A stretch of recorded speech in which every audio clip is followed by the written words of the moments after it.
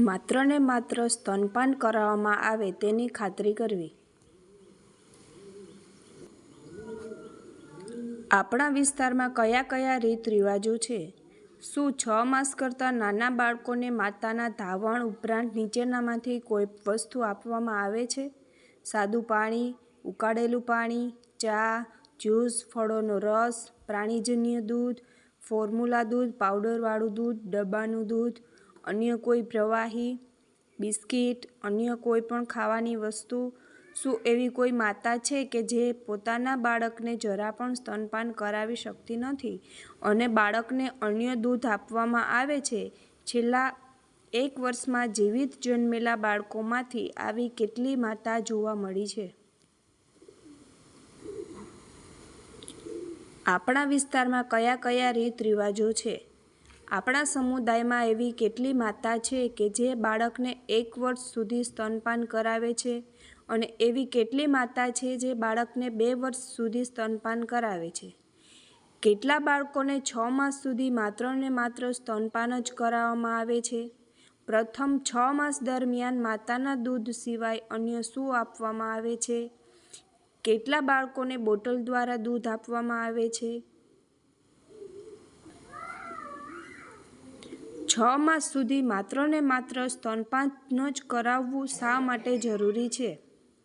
બાળકને પ્રથમ 6 માસ સુધી માતાના દૂધ સિવાય અન્ય કાંઈ પણ આપવાની હાનિકારક અસરો. બાળકને માતાના ધાવણ સિવાય અન્ય કાંઈ પણ આપવાથી ઝાડા અને અન્ય બીમારીઓ થઈ શકે છે.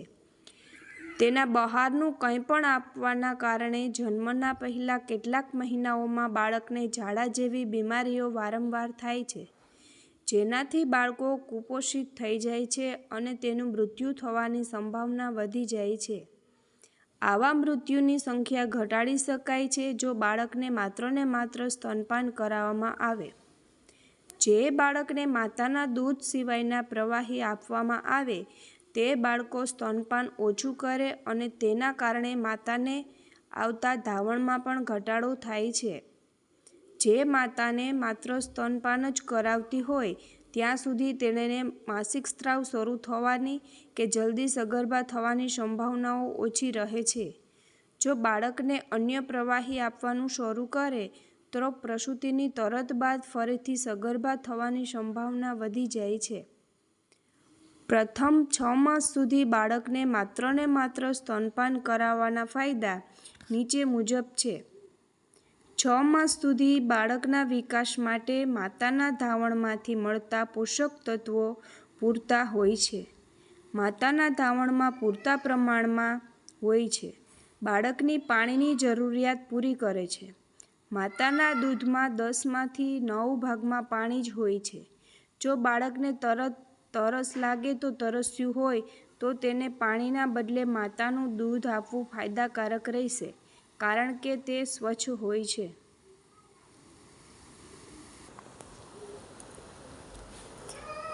છ માસ સુધી માત્ર ને માત્ર સ્તનપાન જ કરાવવું શા માટે જરૂરી છે?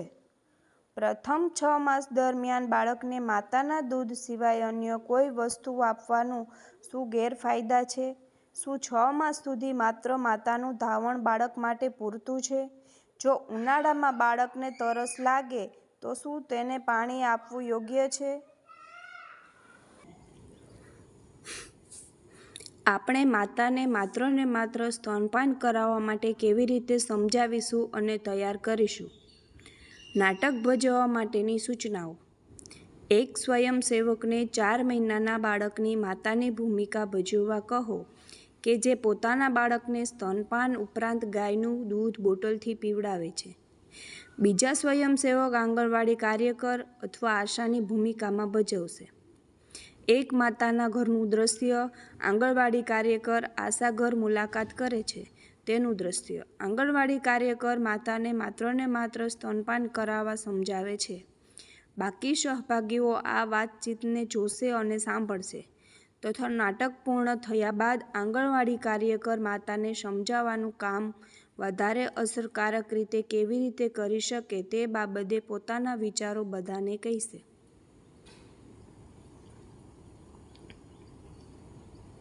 આપણે માતાને માત્ર ને માત્ર સ્તનપાન કરાવવા માટે કેવી રીતે સમજાવીશું અને તૈયાર કરીશું?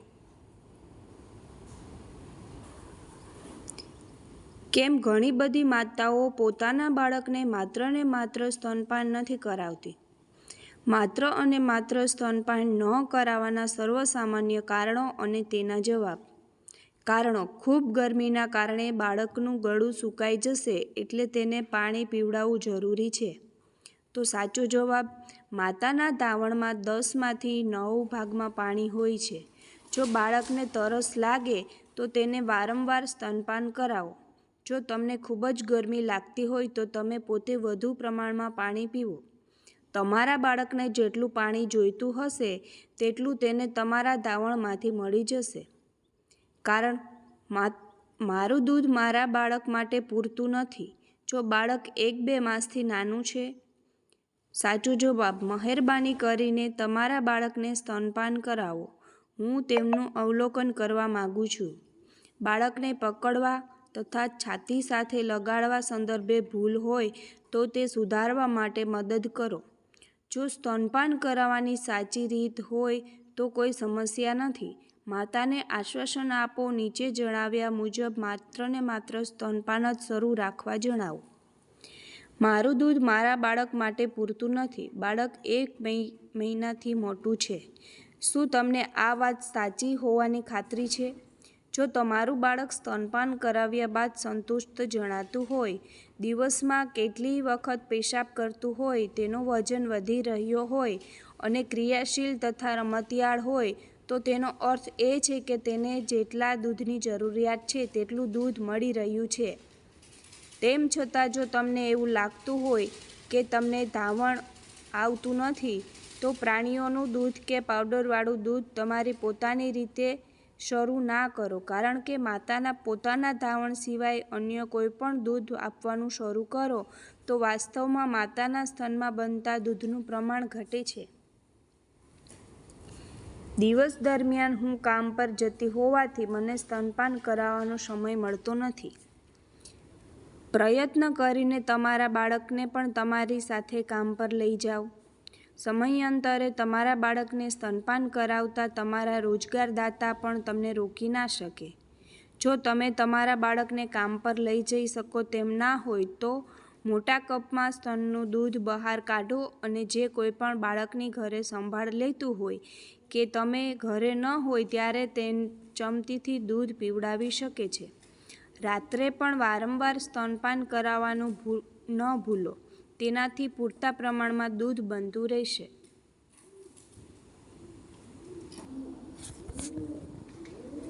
કેમ ઘણી બધી માતાઓ પોતાના બાળકને માત્ર ને માત્ર સ્તનપાન નથી કરાવતી? શા માટે ઘણી બધી માતાઓ સ્તનપાનની સાથે બાળકોને પાણી પણ પીવડાવી દે છે? શા માટે માતાઓ પોતાના દૂધની સાથે સાથે પ્રાણીઓનું દૂધ પણ પીવડાવી દે છે? આપણે એવી માતાઓને માત્ર ને માત્ર સ્તનપાન જ કરાવવા માટે કેવી રીતે મદદ કરી શકીએ?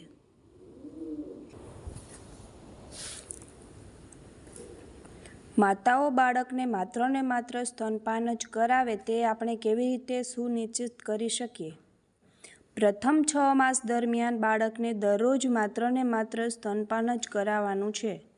માતાની સાથે વાતચીતની દરેક તકનો ઉપયોગ કરીને માત્ર ને માત્ર સ્તનપાન જ કરાવવા પર ચર્ચા કરી શકીએ અને આ બાબતની ખાતરી કરી શકીએ કે માતા તેવું જ કરે. આશા આંગણવાડી કાર્યકરની પાસે ઘણી તકો ઉપલબ્ધ હોય છે જેનો ઉપયોગ થવો જોઈએ. જન્મ સમયે આ સમય મહત્વપૂર્ણ છે કારણ કે જે પરિવાર જન્મના થોડા દિવસોમાં જ માતાના ધાવણ સિવાય બહારનું દૂધ પીવડાવે છે તેઓ પછી પણ પોતાની આ ટેવને ચાલુ રાખશે તેવી શક્યતા વધી જાય છે. જો બાળકનો જન્મ હોસ્પિટલમાં થયો હોય તો માતાને હોસ્પિટલમાંથી રજા આપતા પહેલા હોસ્પિટલના કર્મચારીઓ બાળકને જન્મ પછી તરત અને માત્ર સ્તનપાન જ કરાવે છે તેની ખાતરી કરે. માતાને હોસ્પિટલમાંથી રજા આપ્યા બાદ આશા આંગણવાડી કાર્યકરે બાળકના જન્મના 1 દિવસમાં પહેલી ગૃહ મુલાકાત કરવી જોઈએ. જો બાળકનો જન્મ ઘરે થયો હોય તો આંગણવાડી કાર્યકર આશાએ બાળકના જન્મ સમયે હાજર રહેવાનો પ્રયત્ન કરવો. અથવા જન્મના તરત પછી ઘર મુલાકાત કરવી જોઈએ. પ્રથમ 6 માસ દરમિયાન મમતા દિવસની દરેક મુલાકાત, રસીકરણ વખતે માતાને માત્ર સ્તનપાન કરાવવા સંદર્ભે પૂછો. એએનએમએ, આંગણવાડી કાર્યકર, આશામાંથી કોઈએ બાબતની પૂછપરછ કરી ખાતરી કરવી જોઈએ. ખાસ કરીને બાળકના જન્મ પછી 3 મહિના બાદ ઘર મુલાકાત કરો. આ જ સમયે તે છે જ્યારે માતાઓ ઉપરી પ્રવાહી પાણી અથવા પ્રાણીજન્ય દૂધની શરૂઆત થવાની બીક સૌથી વધારે હોય છે. પ્રથમ 6 માસ દરમિયાન આંગણવાડી કાર્યકરને જેવી ખબર પડે કે માતા અથવા બાળક બીમાર પડ્યું છે, તેઓની તાત્કાલિક ગૃહ મુલાકાત કરો. આવા સમયે વધુ પડતી માતાઓ ક્યાં તો સ્તનપાન કરાવવાનું બંધ કરી દે છે અને પાણી અથવા અન્ય પ્રવાહી આપવાનું શરૂ કરી દે છે.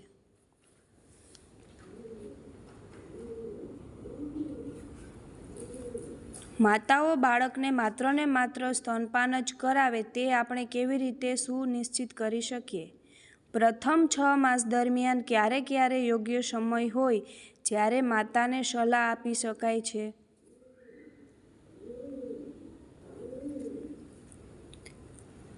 માતાઓ સાથે માત્ર સ્તનપાન કરાવવાના સંદર્ભમાં આપણે કેવી રીતે વાત કરવી જોઈએ? તેમને સમજાવો કે બાળકને કયા પ્રકારના અન્ય પ્રવાહી પદાર્થ આપવામાં આવ્યા છે તે જાણવું જરૂરી છે.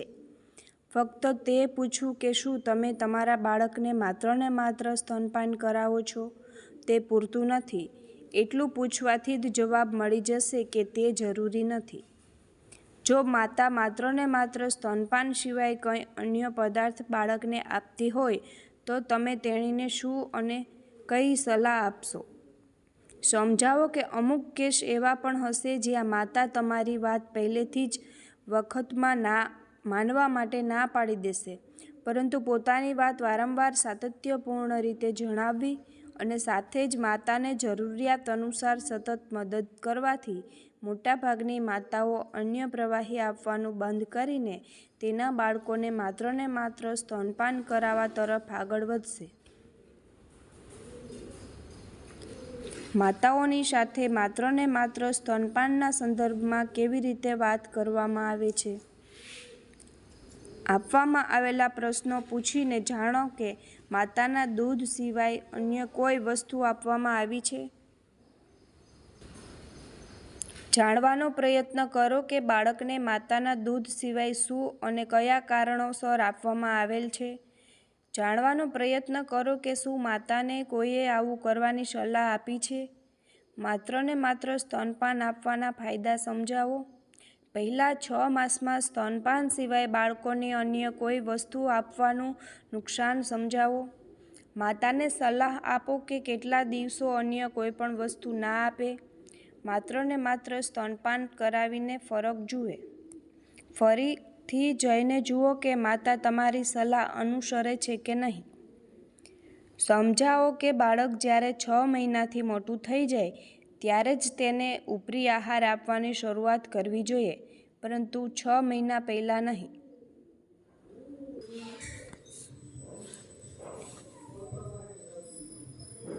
માતાઓ સાથે માત્ર સ્તનપાન કરાવવાના સંદર્ભમાં આપણે કેવી રીતે વાત કરવી જોઈએ? માતાને પૂછો, પોતાના બાળકને ગઈકાલથી આજ સુધી પોતાના દૂધ સિવાય અન્ય કોઈ આહાર આપ્યો છે?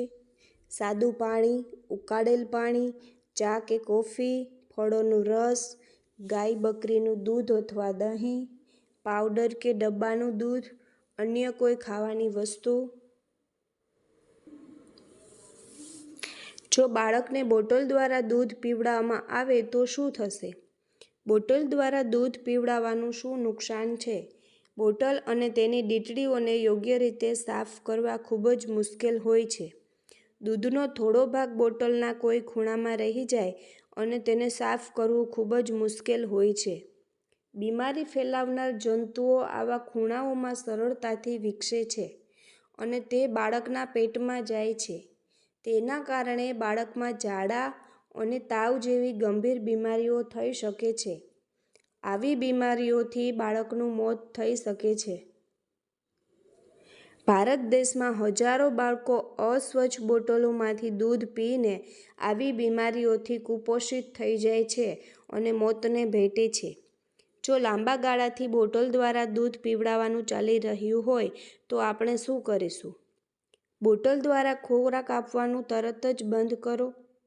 પાવડરવાળું દૂધ અથવા ડબ્બાવાળું દૂધ આપવાનું તરત જ બંધ કરો. જો બાળક 6 માસ કરતાં નાનું હોય તો બોટલ બંધ કરી કપથી પ્રાણીજન્ય ગાય ભેંસનું દૂધ પીવડાવવાનું શરૂ કરો. આ ત્યારે જ કરો કે જો સ્તનપાન લાંબા સમયથી બંધ કરેલ હોય અથવા ઓછી માત્રામાં કરાવવામાં આવતું હોય તો.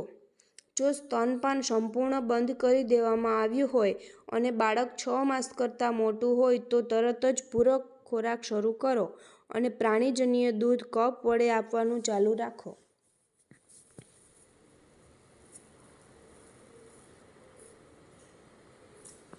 જો બાળકને બોટલ દ્વારા દૂધ પીવડાવવામાં આવે તો શું થશે? બોટલથી દૂધ પીવડાવવાથી શું નુકસાન છે? જો બાળકને લાંબા સમયથી ગાય બકરીનું દૂધ કે પાવડરનું દૂધ બોટલ દ્વારા આપવામાં આવતું હોય તો આપણે શું કરીશું?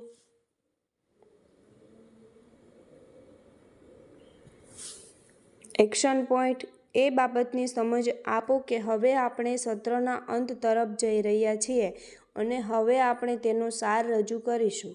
તમામ સહભાગીઓને વારાફરતી એક પછી એક મુદ્દો વાંચવા કહો. દરેક મુદ્દા પછી અટકો અને પૂછો કે શું તેઓ સહમત છે. એ બાબતની સમજ આપો કે આમાંથી અમુક બાબતો પર આપણે ઘણા સમયથી કામ કરતા આવ્યા છીએ, પરંતુ હવે પછીથી આપણે આ વાતોને આ જ ક્રમમાં દરેક માતાની સાથે કરીશું.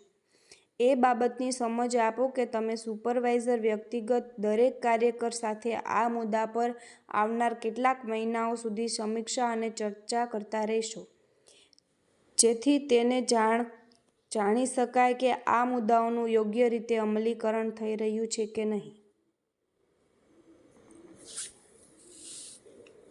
આપણે પ્રથમ 6 માસ દરમિયાન માત્ર ને માત્ર સ્તનપાનને લગતી વાત કરવા માટે દરેક તકનો ઉપયોગ કરીશું. જન્મના તરત પછી પહેલી ઘર મુલાકાતના સમયે, પહેલા 6 મહિનામાં મમતા દિવસે મુલાકાત વખતે, ખાસ કરીને 3 મહિના પછી ઘર મુલાકાત દરમિયાન, પ્રથમ 6 માસ દરમિયાન જ્યારે પણ મા અથવા બાળક બીમાર પડે ત્યારે. આપણે એ બાબત જાણીશું કે બાળકને દૂધ સિવાય બીજું શું અને શા માટે આપવામાં આવી રહ્યું છે અને ત્યાર પછી માતાને તરત બંધ કરવાની સલાહ આપીશું. આપણે બોટલ દ્વારા દૂધ પીવડાવવાની બાબતે જાણકારી મેળવીશું અને તરત બંધ કરાવીશું. આપણી સલાહને પરિવાર અનુસરે છે કે નહીં તે બાબતે ફોલોઅપ કરીશું.